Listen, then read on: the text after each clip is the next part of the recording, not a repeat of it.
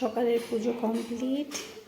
আজকে সোমবার উপোস করেছিলাম, তাই সকাল সকাল পুজো করলাম। ঘড়িতে এখন 11টা বাজে।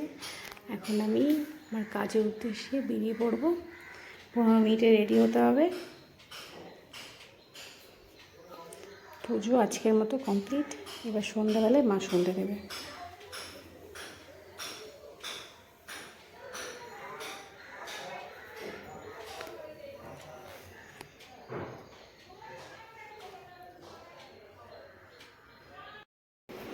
Good morning everyone.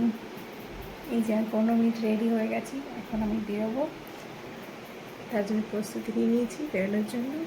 টাটা, পরে দেখা হচ্ছে আবার।